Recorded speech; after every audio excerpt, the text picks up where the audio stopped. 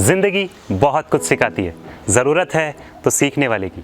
ऐसी एक नई कहानी आज एक नई सीख के साथ। कुछ कहानियाँ ऐसी होती हैं जो हो सकता है हमने पहले भी सुनी हो, लेकिन उनमें कुछ इतनी गहरी बात छुपी होती है कि उन्हें बार बार सुनना ज़रूरी हो जाता है।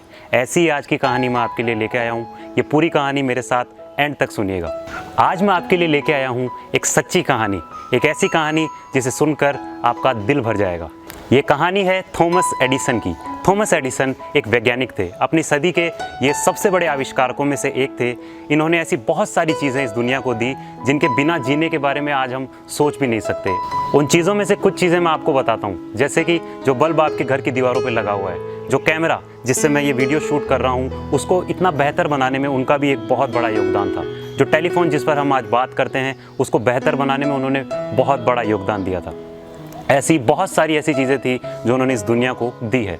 ये कहानी, ये सच्ची कहानी है उन्हीं थॉमस एडिसन के बचपन की कहानी। एक बार थॉमस एडिसन को उनके टीचर ने एक लेटर थमाया और उन्हें कहा कि ये लेटर ले जाकर के अपनी माँ को पढ़ाना। इस लेटर को किसी और को मत पढ़ाना, सीधा लेके जाना अपनी माँ के पास। तो थॉमस एडिसन ने बिल्कुल ऐसा ही किया। वो लेटर लेके गए और उन्होंने अपनी माँ को दिया और माँ को बताया कि माँ, ये मेरी टीचर ने दिया है, आप इसे पढ़िए और सिर्फ आपके लिए है। थॉमस एडिसन की माँ ने वो लेटर लिया, उसे खोलकर पढ़ा। जब पढ़ना शुरू किया तो उनकी आंखों से आंसू बहने लगे। थॉमस एडिसन ने अपनी माँ से पूछा कि इसमें ऐसा क्या लिखा है जो आप इसे पढ़ के यूं रोने लग गए हो।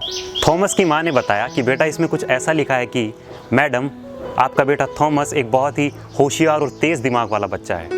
इसका दिमाग इतना तेज़ है कि हमें नहीं लगता कि हमारी स्कूल में जो टीचर पढ़ाते हैं वो इसे पढ़ा पाएंगे। हमारे स्कूल में सामान्य आम बच्चों को पढ़ाया जाता है, इतने तेज़ दिमाग वाले बच्चे को हमारे स्कूल में मुझे लगता नहीं है पढ़ाना सही होगा।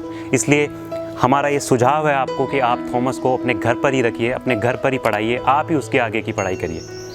अब थॉमस एक बच्चा था तो उसने ये बात बिल्कुल मान ली और अपने घर पर ही अपनी माँ के साथ वो पढ़ाई लिखाई करता गया।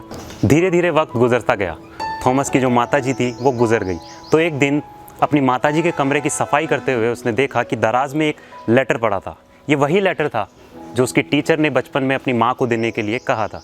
जब थॉमस ने वो लेटर उठाया और उसे खोलकर पढ़ा तो थॉमस का दिल भर आया। उसकी आंखों से आंसू रुकने का नाम नहीं ले रहे थे।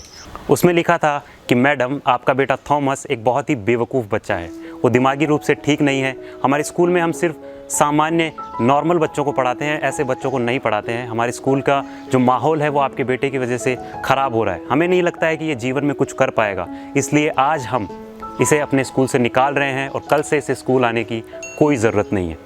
वो बच्चा जिसे दिमागी रूप से बीमार और बेवकूफ़ बताया गया था, उसकी समझदारी के बारे में आज गूगल पर आप लाखों आर्टिकल पढ़ सकते हैं। सिर्फ उनका नाम आप गूगल पर जाकर लिखिए, थॉमस एडिसन, उनकी समझदारी के बारे में इतना कुछ आपको वहाँ लिखा हुआ मिल जाएगा। वो बच्चा जिसके बारे में उसकी टीचर ने ये कहा था कि उसकी वजह से हमारे स्कूल का माहौल ख़राब हो रहा है, आज हमारे और आपके बच्चे उसी बच्चे के बारे में अपने अपने स्कूलों में, अपनी किताबों में पढ़ रहे हैं। वो बच्चा जिसके बारे में ये कहा गया था कि ये अपनी ज़िंदगी में कुछ नहीं कर पाएगा, आज बहुत सारे लोग उनके जैसे बनने की सिर्फ कोशिश कर रहे हैं। थॉमस एडिसन की ज़िंदगी में जो भी कुछ हुआ वो संभव हो पाया सिर्फ और सिर्फ उनकी माँ की वजह से। उनकी माँ उनका एकमात्र सहारा बनी। ये बिल्कुल वैसा ही है जैसा डूबते को तिनके का सहारा होता है। उनकी माँ उनका एकमात्र सहारा थी। ऐसा ज़िंदगी में बहुत बार हो सकता है कि हमारे आसपास हमें सिर्फ नेगेटिविटी, हमें नीचा दिखाने की कोशिश की जा रही हो, लेकिन हमें चाहिए सिर्फ एक ऐसे कारण की। हो सकता है 1000 कारण ऐसे हो जिससे हमें लग रहा हो कि हम कोई काम नहीं कर पाएंगे, लेकिन हमें ज़रूरत है सिर्फ उस एक कारण की जो हमें बार बार ये कह रहा हो कि हाँ, हम ये कर सकते हैं, हाँ, हम ये चीज़ कर सकते हैं, हाँ, ये हम कर जाएंगे।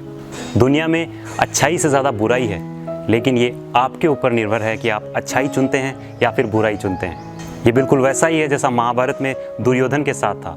वो दुर्योधन ही था जिसने श्री कृष्ण को छोड़कर शकुनी को चुना, अच्छाई को छोड़कर बुराई को चुना, और उसका जो अंजाम हुआ उसके बारे में आज हम भली भांति जानते हैं। स्टोरीजिक रोहित आज आपसे सिर्फ इतना कहेगा कि जब आप सफल हो जाएंगे तब आप उन सब लोगों को याद नहीं करेंगे जिन्होंने आपको नीचा दिखाने की, आपको ये बताने की कोशिश की थी कि आप नहीं कर पाए। आप याद उन्हीं लोगों को करेंगे जो आपके साथ मुश्किल वक्त में खड़े थे, जिन्होंने आपका हौसला बांधा था, जो आपको ये कह रहे थे कि हाँ, आप ये चीज़ कर सकते हैं।